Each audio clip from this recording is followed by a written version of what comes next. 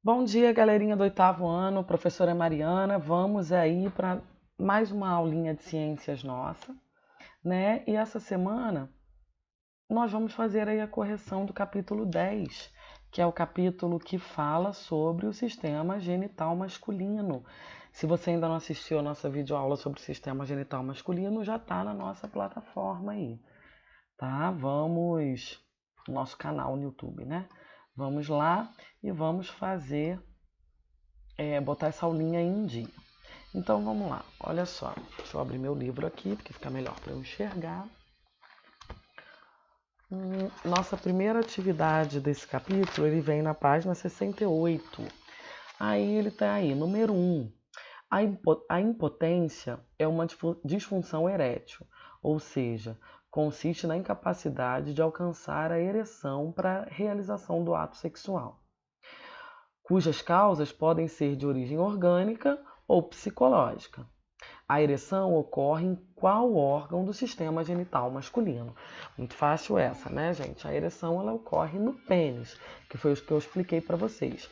O pênis é constituído de corpo cavernoso, né, que é esse cavernoso lembra uma esponja, vários orifíciozinhos, várias caverninhas, e quando o homem fica excitado, eles se enchem, o coração acelera, né, manda mais sangue para lá, se enche de sangue, tem uma ereção, e assim o homem consegue ter um ato sexual.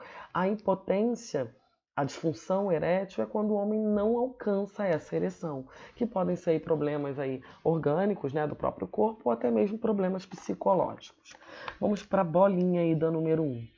Qual a importância da ereção para o processo de reprodução?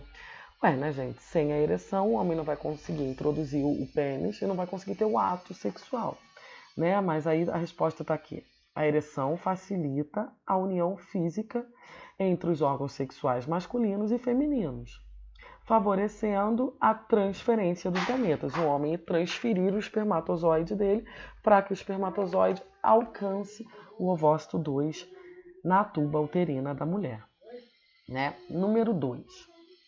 O esquema ao lado representa a composição do espermatozoide humano. Cite as estruturas enumeradas, indicando a função de cada uma delas.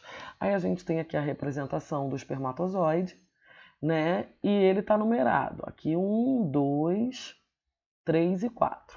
Ele quer que você diga aí qual é o nome da parte e qual a função. Vamos lá, número 1 é acrossoma.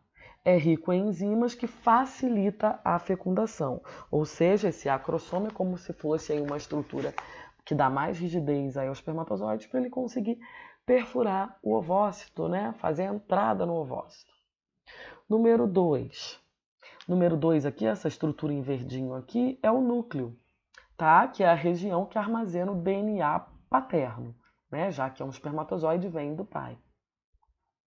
Número 3 está apontando aqui, ó, para uma estrutura aqui logo abaixo da cabeça do espermatozoide.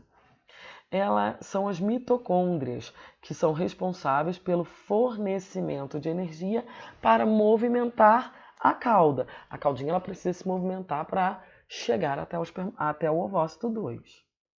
Número 4, a cauda. Qual é a função dela? Dar mobilidade ao espermatozoide, tá?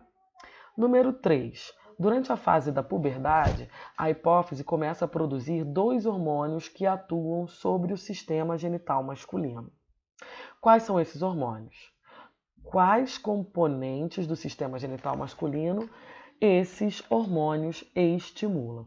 Então vamos lá, gente. Esses hormônios hipofisários, né, que atuam sobre o sistema genital masculino, são os luteinizantes, ou também conhecido como LH, e o hormônio folículo estimulante, também conhecido como FSH. O LH e o FSH estimulam os testículos, atuando sobre as células intersticiais e sobre os túbulos seminíferos, respectivamente. Tá? Vão estimular aí o testículo, que tem a função de produzir os espermatozoides. Aí a gente tem aí uma atividade, um investigue, né? Que eu vou fazer aqui com vocês, mesmo a gente não tendo. Deixa eu ver. Não, só dá pra gente fazer, não precisa Não precisa fazer o experimento, não. As informações a seguir descrevem um experimento realizado no laboratório. Leia-as atentamente. Etapa 1. Foram coletadas 3 amostras de espermatozoides de um rato adulto, apto à reprodução. Essas amostras foram colocadas separadamente em 3 tubos de ensaio e foram submetidas a experimentos diferentes, nos quais podiam provocar modificações na estrutura dos espermatozoides. Tubo 1, experimento 1, tubo 2, experimento 2, tubo 3, experimento 3. Etapa 2. As 3 amostras foram introduzidas separadamente no útero de 3 ratazanas saudáveis. Durante o experimento, verificaram-se as seguintes ocorrências. 1. Os espermatozoides do tubo 1 aproximaram-se do ovócito 2, mas não conseguiram perfurar a sua membrana. Sinal de que estava faltando a crossoma, né? Crossoma aí. Segunda bolinha. Os espermatozoides do tubo 2 não foram além do útero e sofreram um processo degenerativo até 48 horas e não chegaram até o útero. Algum problema na cauda, né? Acredito eu. Terceira bolinha. Os espermatozoides do tubo 3 fertilizaram o ovócito 2. Então, esses estavam normais, com todas as partes. Analisando os resultados observados na segunda etapa, preencha o formulário a seguir, identificando o que ocorreu em cada experimento. Experimento 1, tubo 1. Houve modificação na estrutura do espermatozoide? Foi o que não conseguiu perfurar o ovócito, né? Sim, houve. Caso tenha ocorrido a alteração, qual foi? A retirada do acrossoma, né? Da estrutura que fornece a rigidez ao espermatozoide para conseguir entrar no ovócito. O que sustenta a sua conclusão? Com a ausência do acrossoma, uma bolsa de enzima que ajuda o espermatozoide a penetrar no ovócito 2, os espermatozoides não conseguiram perfurar a membrana plasmática do ovócito 2, o que foi observado na segunda etapa do experimento. Então, o que a gente baseia a nossa conclusão no fato do espermatozoide não ter conseguido entrar no ovócito 2. Experimento 2, tubo 2. No tubo 2 foi os que degradaram em 24 horas, não conseguiram alcançar o ovócito 2. Houve modificação na estrutura do espermatozoide? Houve, sim. Caso tenha ocorrido alteração, qual foi? Possivelmente a retirada da mitocôndria. Por que dessa conclusão? Porque é a mitocôndria que fornece energia para a cauda. E sem essa energia, o espermatozoide não consegue fazer o movimento na cauda até ir de encontro com o ovócito 2, tá? Número 3. Houve modificação na estrutura? O número 3 foi os que os espermatozoides fertilizaram. Não.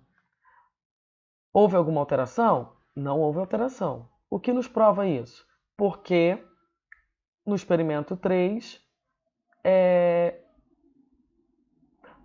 os espermatozoides conseguiram fertilizar o ovócito, tá? Então, eles estavam em estado perfeito. Agora, a gente vai lá para a página 71, que tem explore seus conhecimentos aqui embaixo. Esse tipo de questão aparece muito nos exercícios, tá? Perguntando as partes do sistema genital. Na verdade, todos os sistemas aparecem, tá? Então, vamos lá. Número 1. A imagem ao lado representa o sistema genital masculino. Observe e em seguida responda ao que se pede. Letra A. Indique o nome das estruturas numeradas de 1 a 5. Então, vamos lá. Número 1 está mostrando esse canalzinho aqui. Eu não consigo aumentar mais essa imagem, é uma pena. Vocês conseguem olhar bem de perto aí? Opa, consigo sim. Acabei de descobrir. Vamos lá. Ó, número 1 aqui, ele está mostrando esse canalzinho aqui, ó, que liga essa área até a saída externa. O nome desse canalzinho aqui, gente, é duto deferente. Número 2, ele está apontando para o pênis. Número 3 está apontando lá dentro do pênis, ó, na uretra, que é o canal incomum para o sistema urinário e o sistema reprodutor. Número 4, ele está mostrando essa bolsinha em cima do testículo, ó, é chamada de epidídimo. É onde os espermatozoides são armazenados e ali dentro eles amadurecem.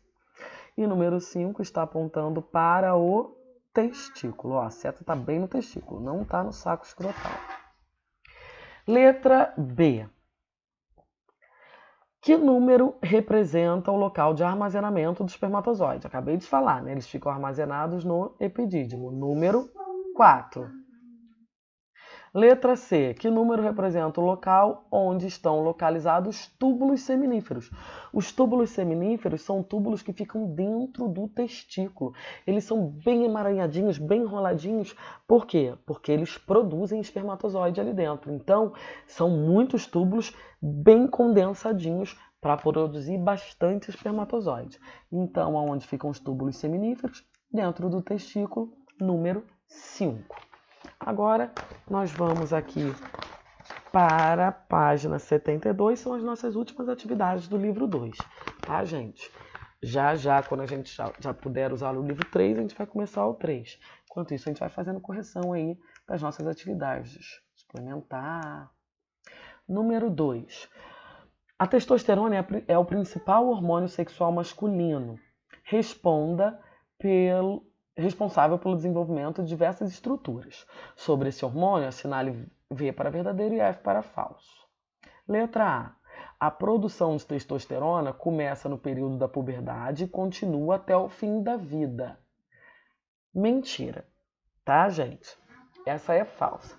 A produção não começa no início da puberdade, tá? Ela começa antes, só que eles não estão maduros ainda. Eles vão amadurecer no início da puberdade, mas ficam até o fim da vida.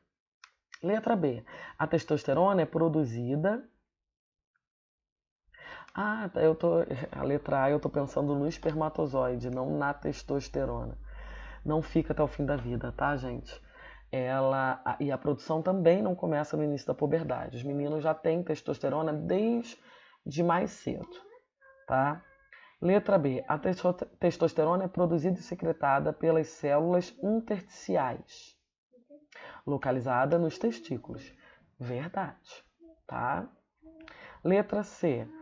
Os caracteres sexuais primários, como o pênis e a próstata, desenvolvem-se devido à ação da testosterona no período da gestação. Verdade. Os caracteres vai garantir que vai ser um menino já é por causa da testosterona já enquanto estão na barriga da mãe. Então, ó, testosterona não começa na puberdade. Já começa ainda na fase fetal.